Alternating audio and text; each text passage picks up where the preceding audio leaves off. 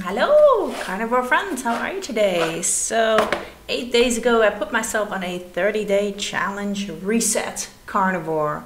So nothing but meat, fish, eggs, and butter, and some salt, some bone broth, water, oh I already said water, sparkling water, and tea. Yes, I'll talk about the teas later, man. So yeah, what exactly, why am I doing this 30-day challenge? Why the reset? What caused me to do this? Well, first of all, it's a social thing because I was doing carnivore pretty good. And at some point I went out with some friends and they drank some beers and I had alcohol-free beer with I think 0.5%, which actually made me a little bit drunk. And we ate a hamburger and I ate the bun as well. And I just really didn't want to talk about my diet or carnivore. I just wanted to have a good time with them because I hadn't seen them in a while. And so yeah, so I didn't want to have any discussions, and to avoid these discussions I cheated. And so next week there was a birthday from my nieces and I had some apple pie because the last time I was there I already said no, and they're so happy about their pies and I just didn't want to decline, so I said yes. And then during that time I kept having cappuccinos at the library. I love sitting there reading a book and having like this big latte macchiato. And then I started buying Greek yogurt because I felt like it, and I put some stevia on it, and every night that was my dessert. And so every 4 weeks I measured my belly because I don't have a scale, and I measure, and it used to be down about, let's say, 4 centimeters, like an inch every month, about 4 weeks, and nothing happened for 3 months. So luckily I did not gain any weight, but this led me to having cheat days. So on Saturday I bought some patties with wheat and chicken. I bought some apple pie with whipped cream and some chocolate, and then on Sunday I ate the leftovers, and then on Monday I would feel like crap, but I would do that. And then on Friday I was like, I already got withdrawal symptoms, so I decided to cheat again. And this was 3 times in a row. Every Saturday I started buying the same good old stuff, and oh man, that was not my intention at all. So yeah, so last Monday I decided no, and so this weekend was kind of hard. It was really rough. So on Friday, the 5th day, man, the 5th day is the hardest. So the 5th day, I did not buy anything. I was really restless.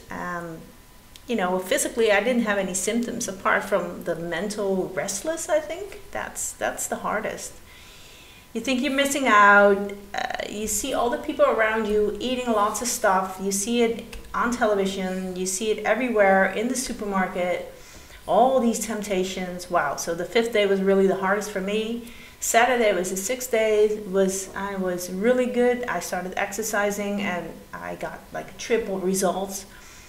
Sunday, really good. Monday, today, yeah, we're already day 8. So it's going by fast once you get over that threshold of 5 days. So yes.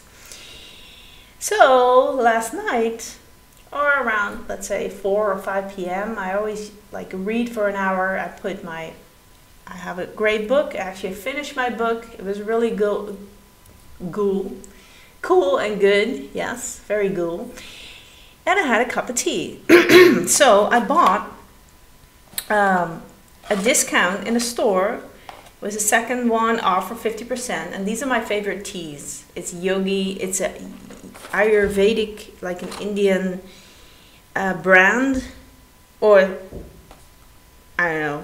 I don't think it's Indian, but it has a lot of herbs and they all taste very good. And for me, this was always the equivalent of something healthy. But you know, hey, it's plants. And so I had the cup of tea, and then I guess within half an hour or so, I started to get a little good old rash here and some blisters, and my throat started to hurt like I had a little cold. And so that kind of freaked me out, and I didn't necessarily immediately connect the tea because it's something you drink, right? And that's innocent, I thought. So actually, I did have dinner after that. I had some steak with butter, and then I noticed the rash a bit getting worse, and I was like, oh my God, no, please, not the steak, not the butter, please, what's going on? And then I looked at my bedside, because I was already in bed, and I saw the cup of tea, and I was like, oh, wait a minute, I gotta check this out. What's in the tea? And so I translated the ingredients, because they're all in Dutch. We also have French ingredients on everything we buy, so that's kind of nice to learn all the French words, but whatever. Side note. So I translated them. My symptoms were a rash, blisters, and a sore throat, but just here. And so it contained cinnamon, sage, licorice, oregano, cardamom, I think that's the same, lemongrass, ginger, cloves, lemon verbena, that's a kind of a plant, black pepper, ooh, cinnamon oil, ginger oil, fenugreek, I don't know what that is, it's a plant, and coriander. Yeah, so that's a lot of ingredients, right? And they call it forever young. Well, not so forever young for me. I'm not going to use this anymore, and I'm really going to be skeptical towards other herbal teas, because I have been having these rashes, well, since I can remember. And I remember going to the doctor when I was 18 because of them. And I said, oh, it's always itchy here. And he took just one glance at it, and he said, you have to not scratch it, it's acne. And that's the last thing I heard of it. I didn't agree, because I had acne and it felt really different. Acne has these painful pimples. And this was more like, it was really itchy. It was like a rash. So, I mean, okay, at 18, you're like, yeah, whatever. You're probably right. So I stopped scratching it, and it did get a little better, but the rash was always there. And now I know, I feel like a policeman, like an investigator. I know it's one of these ingredients, probably not all of them, but this is the first time in so many years that I finally know what caused it, because it really popped up very quickly. It was my reaction, my body's reaction. So I'm very excited and happy about that, because it's always been such a mystery. And the thing with a SAD diet is all these things can just be added in your food and you would have no idea. And that's the most amazing thing about carnivore. I would never ever have guessed what the rash caused, because it could have been a couple of things.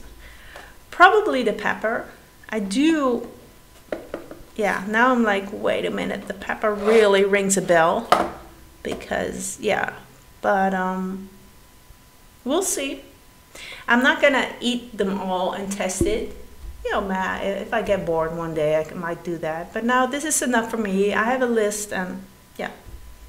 So exercise is going really well. It's really odd. I don't know. Like, I'm doing the weightlifting, and instead of getting crampy and tired after 6, I can do like 20 or 30 in a row, and I'd be tired, but not like I don't know, it's a different kind of tired. It's my body has a lot of energy right now, and I'm very happy about it. Yeah. So yesterday, what did I eat? I had 4 sausages without any additives. I bought them at the organic store, so that was great. And 2 soft-boiled eggs and butter. And that kept me full. Actually, I have to admit, around 7, 8 p.m., I was like, I might as well not eat. But I am a former eating disorder, so I have like this black and white thing that I have to eat dinner and I have to sit in front of the TV just to zone out, disassociate, I think. So I'm working on that mentally. But I did have some steaks and it tasted good. So yeah, that's what I'm eating. Just a big lunch, big dinner, that's it. No in between, no snacks, no yogurt, no dairy, no cappuccinos. Yeah, so that's my update for day 8. Still going strong. I wish you all a great week. Have a happy Monday, because when you're on carnivore, every day is happy. Okay, bye.